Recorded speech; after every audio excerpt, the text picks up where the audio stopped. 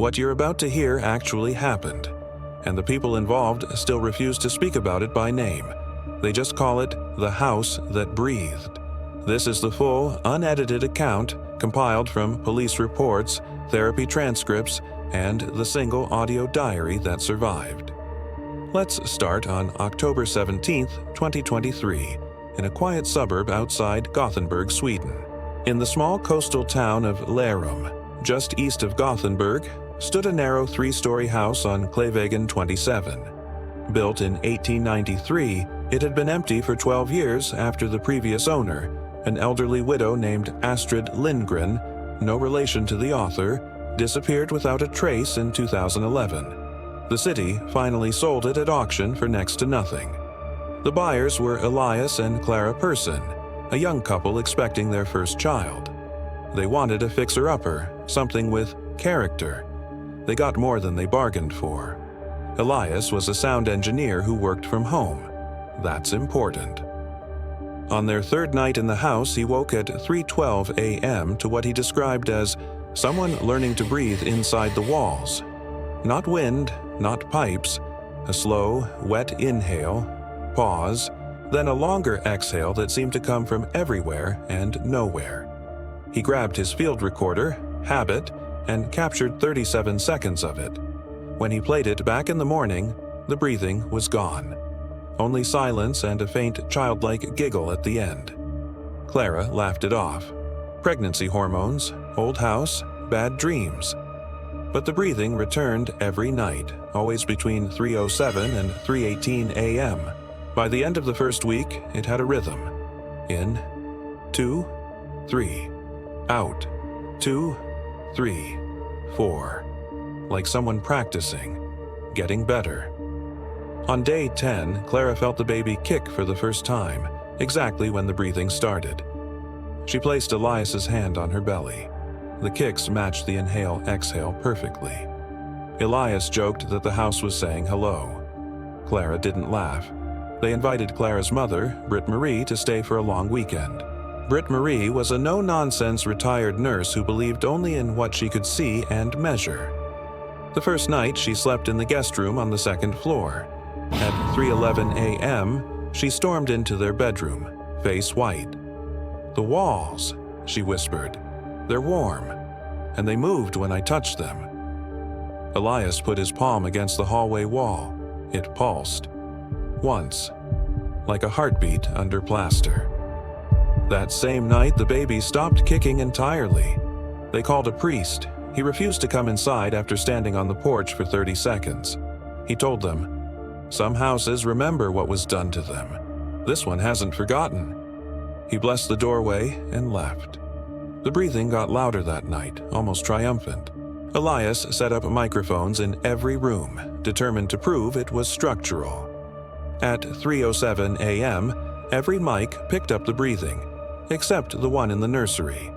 That mic recorded something else, a soft, older woman's voice singing a lullaby in old Swedish dialect. The lyrics translated to, "Sleep, little one, deep in the wood, mother will keep you safe as she should.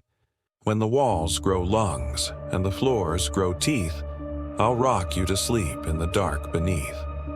Clara recognized the voice. It was Astrid Lindgren, the missing widow. She had heard recordings of Astrid singing the same lullaby to neighborhood children decades earlier.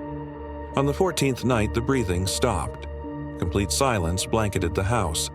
Elias and Clara lay awake, terrified of the quiet. At 3:12 a.m., the nursery monitor crackled to life. The camera showed their empty crib, rocking by itself. Then the lens fogged as if someone had breathed on it from inches away. A handprint appeared, adult-sized, wet. It slid down the lens slowly, leaving red streaks. Clara screamed. The sound that came back wasn't an echo. It was the house screaming with her, in her exact voice but from inside the walls. They fled to a hotel. The next morning, Elias went back alone to retrieve clothes and his hard drives. He found the nursery door locked from the inside. He broke it down. The room was empty except for one thing. On the wall, Written in what forensic tests later confirmed was umbilical cord blood were the words, "Thank you for the loan. I needed new lungs." Clara gave birth 3 weeks later. The baby was healthy, beautiful, perfect, except she never cried, not once. She only breathed, slow, practiced breaths that matched the rhythm Elias had recorded in the house. In, 2, 3, out, 2, 3, 4. Doctors found nothing wrong, but when the baby was 6 weeks old, Clara woke to find the infant staring at the ceiling, smiling. Following her gaze, Clara saw it. The ceiling plaster bulged slightly, rising and falling, breathing in perfect sync with her daughter. They moved 3 times. Each new home was modern, airtight, no history. It didn't matter. On the 14th night in every new place, the breathing returned. Only now it came from the baby monitor, even when the monitor was unplugged. Last month, on October 17th, 2025, exactly 2 years after they moved in, Elias received an anonymous envelope. Inside was a single Polaroid. It showed their old house on Klevvägen 27. The for sale sign was gone. Every window glowed soft yellow, and in the upstairs nursery window stood a figure holding a baby. The figure was Clara. But Clara was sitting next to Elias when he opened the envelope. On the back of the photo, in handwriting Elias recognized as his own, were the words, "She's better at it now. We both are." Police checked the house. It's still empty, but motion sensors trigger every night at 3:07 a.m., and the nursery camera, installed by the realtor for virtual tours, captures the same thing. An adult hand rocking an empty crib. Sometimes the lens fogs. Sometimes a second tiny hand joins the first. They rock in perfect rhythm. In, 2, 3. Out, 2, 3, 4. Elias and Clara no longer sleep.